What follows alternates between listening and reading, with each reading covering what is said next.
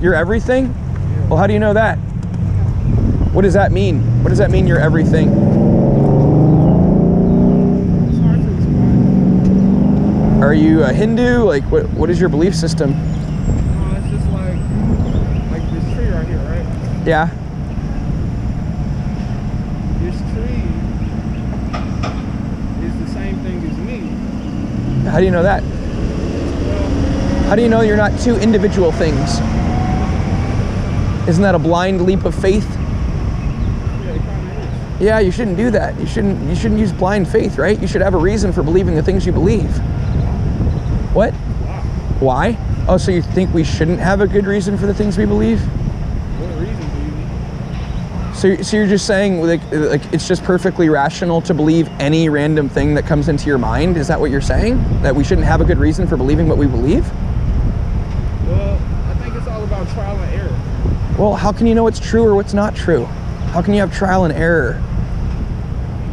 Ask questions. Yeah, and so you can ask questions, but how do you know what's real or what's not real in reality, in experience or just existence? What's real?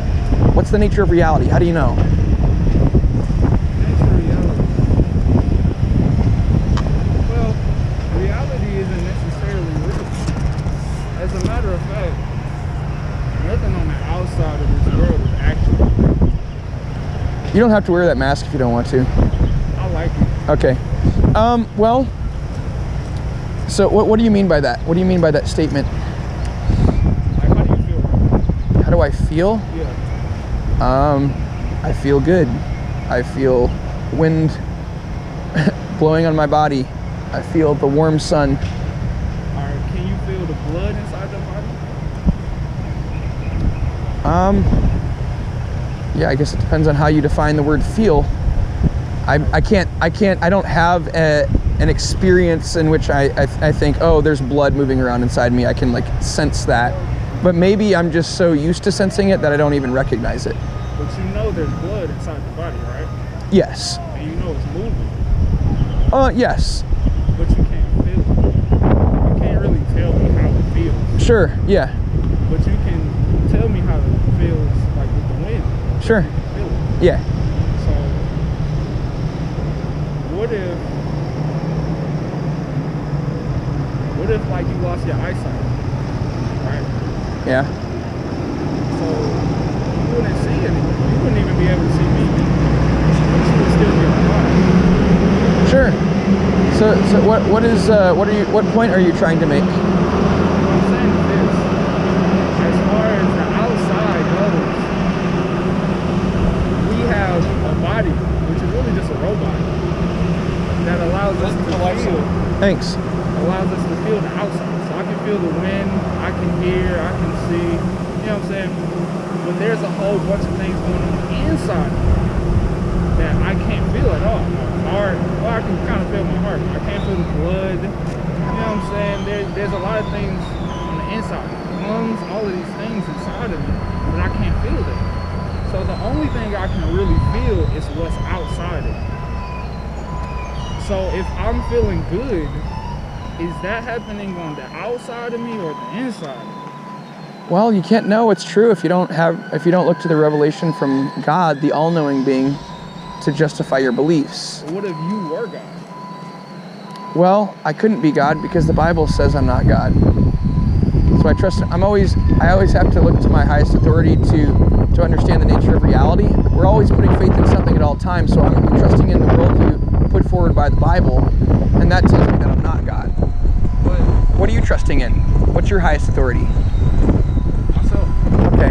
How do you know that yourself exists as an entity to call yourself? Why are you using a singular noun there to refer to like an entity called yourself? Well, Or myself. This body is kind of like myself, but in our reality, I'm everything. Well, how do you know that? How do you know that a body exists? How do you know that body is not a figment of a disembodied consciousness? How do you know physical reality exists? That's the thing. It doesn't. It doesn't? Well, how do you know that? Because everything that I'm feeling on the inside. You get what I'm saying? So well, how do you know that I exist? You're saying I, but what does that mean when you say I? when I say I mean this particular life. You get what I'm saying? Oh, well, how do you prove that life exists? What is a life? That's the thing. That's like asking, what is a tree, or what is a flower, or what is a rock, or what is a fish? They're all life. They're all alive. They're moving and, you know what I'm saying, experiencing the world. Well, But they're not necessarily different from me. They just have different forms. So a fish, for example, like a dog. You like dogs? If a dog came over here, a dog is enjoying himself. He's barking, he's laughing, all that stuff. You get what I'm saying? But on the inside, you get what I'm saying? He's alive. The only reason a dog can move is because he understands I'm in this body and I can move. well, how do you know that there's an inside and outside of bodies? I mean, how do you know that like the dog has an interior that has anything going on? You know, how do you know that dogs exist? That's the thing. Nothing really exists. Do those words you spoke exist? That seems like a self-contradicting statement. Nothing really exists, but so you're saying nothing really exists, but you're taking the time to make that statement. So does that statement exist? How can you say nothing really exists? Isn't that statement a thing that exists? That's the thing. It doesn't exist. Nothing really exists. Everything is only one thing. You know what I'm saying? And well, I mean, then that one thing exists, right? That one thing exists, but that's the only thing that exists. Well, how do you know that? How do you know it's one thing and not multiple things? How do you know there's not everything isn't just a bunch of uncorrelated objects that just move around and they're not related to each other in any way, shape, or form? How do you know that's not the true nature of reality? Well, everything is related to each other based off of one thing, and that's air. Well, how do you know that air exists? It doesn't exist. It doesn't? No. Well, then why'd you just say that? Why'd you just mention the word air? What is the word? Why did you just use the word air to refer to air? Everything is everything. The reason everything is everything, we're all connected, is because we all use the same thing to live, which is air. Well, how do you know that? Connects us all. Because if you stop breathing right now, you wouldn't be alive. Well, you don't know that. Maybe I don't use air to live. Maybe that's just your consciousness deceiving you, and maybe you've been told things by other people. Maybe your consciousness is engaged in a massive deception in which you think that air is required for me to live. But how can you be justified in believing for sure that me or whatever I am talking to you requires air to continue to keep talking to you as a living organism? That's a good point. Yeah, how do you know? You're trusting in yourself. You can't be sure, right? Because you could always be wrong. But you can always trial and error. But you can't, because you don't know what's true or what's not true in the trial and errors that you think you're doing. Go inside of water and try to live and see if I can live or not. But you don't know that. If I can't live inside of water, then I know I can't live inside of water. I need air. But you can't prove that water exists if you're trusting in yourself when you could always be wrong. Maybe water doesn't exist, and maybe you think it's water, but it's not water. But that's the thing. It's not. Because nothing really exists. Well, you've claimed that one thing exists, so you're not. That's a contradiction of what you've said before. You said one thing exists, and then you're saying that nothing exists. Exactly. So so that's a contradictory statement. Do you care about like being logical, or do you not care that you just contradict yourself? Well, being logical isn't always everything. It's only. Well, then how can you reason? Well, you reason through trial and error. Well, how can you do trial and error if you can't know what's true or what's not true? If you're trusting in yourself, you could always be wrong, right? You have finite, limited consciousness. For all you know, everything you're perceiving is a giant deception, right? Yeah. And so you shouldn't trust in that. You should trust in what's revealed from the all-knowing being in the Bible, because he has all the facts of reality in his mind. He can communicate those facts to us, and he does, and he never lies. That's his nature. And that's the only way to be sure of anything. The only way to justify any belief that you have, the only way to have a good reason for believing the things that you believe. But how do you know he knows everything? Because, how do I know? Because knowledge itself could not even exist unless he does know everything. There has to be someone who has all the facts of reality in his mind, so that the facts can be revealed to people who don't have all the facts of reality in their mind. That's the only way that knowledge can happen. And that's Yahweh, the all-knowing being who's revealed himself in the Bible. It seems like he's saying the only way knowledge can happen is if there's one person who has all the knowledge. One being, he's three persons in one being, and he has all knowledge. Yes, that's true. Because knowledge is justified true belief. You got to be justified in believing things to be true in order to have knowledge. But if you're not justified, you can't call it knowledge. Like me saying, I know the moon is made of cheese wouldn't make any sense because I can't be justified in saying that the moon is made of cheese. There's no evidence that the moon is made of cheese. There's no good reason to believe the moon is made of cheese. So I shouldn't believe that.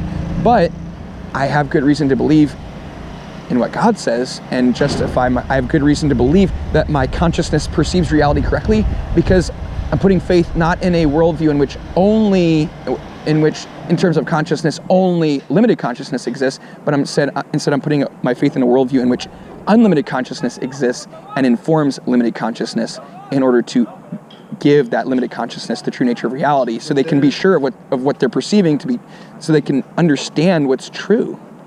But there's no evidence that God, you know what I'm saying? It's like, well, that's the evidence. You don't know if the moon is made out of cheese because there's no good evidence, but you don't know if God knows everything because there's no evidence of God himself. The evidence for God is that you could not have evidence for anything unless he does exist. So he's the foundation for evidence. That's the evidence. So because there is existence, that means that's the evidence for God himself.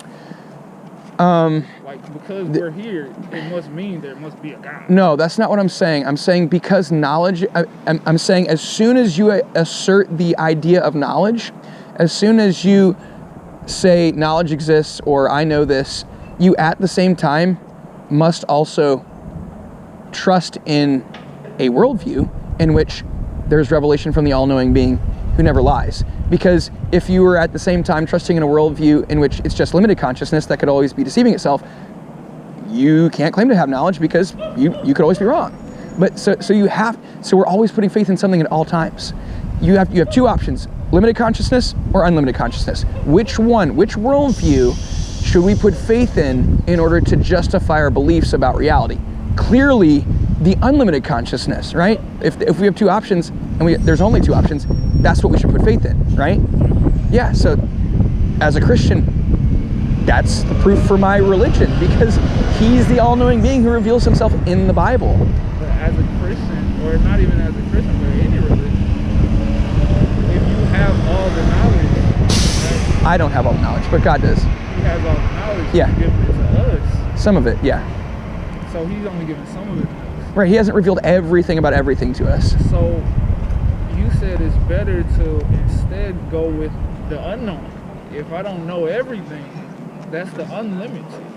Right, well, it's better to go. The only way you can justify beliefs is to trust in what's revealed from the all-knowing being instead of trusting in what's revealed or what exists in a limited, finite consciousness in which you don't know everything. So you have two options: everything known or not everything known. Which should you trust in? Clearly, everything being known, right? And that's God's consciousness. So you're saying that God knows everything. You know that God knows everything. Right, I know that the three consciousnesses in one being, God, that being knows everything because he's revealed that he does. And I also use my mind that he gave me, that he created, to understand that it's impossible to say that I am sure of anything or that something's true if I could always be wrong when I'm trusting in limited consciousness that could be deceiving me and there's no revelation from the all-knowing being.